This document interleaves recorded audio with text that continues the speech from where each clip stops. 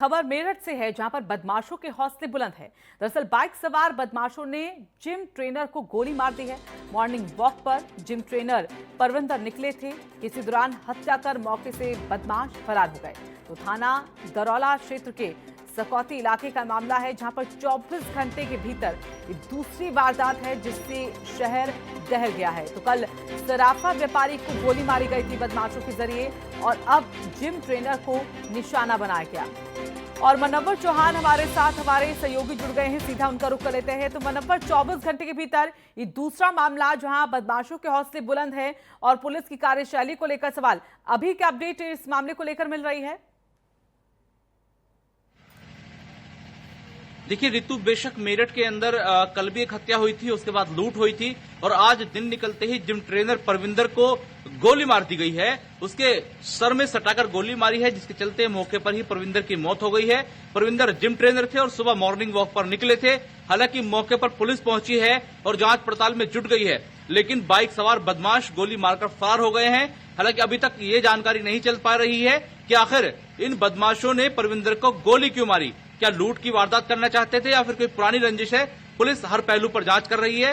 दौराला इलाके में ये पूरी वारदात सामने आई है, लेकिन ये वारदात से पहले ही कल शाम एक मेडिकल क्षेत्र जो कि बसापत के इलाके में जहां लोग रहते हैं, वहां पर एक व्यापारी को गोली मारी गई।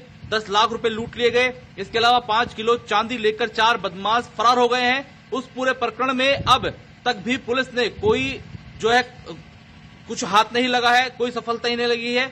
लेकिन अब दूसरी तरफ दूसरी घटना ये हो गई, पुलिस को बड़े स्तर पर बदमाश मेरठ में चुनौती दे रहे हैं, लेकिन अभी तक भी पुलिस एक्शन मोड में नहीं दिखाई दे रही है। हालांकि परविंदर की मौत के बाद परिजनों का रो रो कर बुरा हाल। दूसरी तरफ मेरठ में देखा जाए तो एक के बाद एक ऐसे मामले जहां पर बदमाशों के हौसले किस कदर बुलंद है, इसकी बानगी देखने को मिलती है।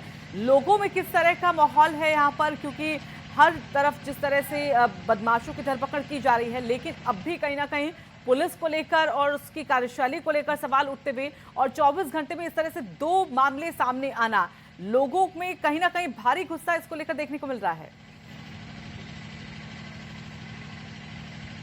देखिए, बीच में तो जब ऑपरेशन क्लीन चल रहा था, बीच में लोगों ने खुद को सिक्योर महसूस किया, लेकिन अनलॉक होने के बाद से ही जिस तरीके से लगातार मेरठ में आपराधिक घटनाएं हो रही हैं और लगातार इन घटनाओं के चलते जो आम लोग महफूज नहीं है, ऐसे में लोगों के जहन के अंदर डर बैठ गया है। लोगों को ये समझ आने लगा है कि अब बदमाश मुखर हो चुके हैं, पुलिस से डरने के लिए तैयार नहीं है। जहां पुलिस ने 2 रोज पहले ही मेरठ से 150 करीब बदमाश पकड़े, उनके कब्जे से बड़े स्तर पर हथियार बरामद किए, लेकिन अभी भी बड़े स्तर पर अवैध हथियारों से यही बदमाश आपराधिक घटनाएं कर रहे हैं, लेकिन पुलिस इनको नहीं पकड़ पा रही है। जबकि खुद जनता क्या, व्यापारी हैं और जो भाजपा के नेता हैं सड़कों पर उतरे हुए हैं। उन्होंने पुलिस को चेतावनी दी है कि ये योगी मोदी की सरकार है, सपा बसपा की सरकार नहीं है। अगर अपराध होगा, अपराधी भी पीछे जाएगा सलाखों के, और उस पुलिसकर्मी, पुलिस अधिकारी पर भी। लेकिन दूसरी तरफ बदमाशों के हौसले बुलंद होते हुए, धन्यवाद आपका मनव्वर हमारे साथ जुड़ने के लिए।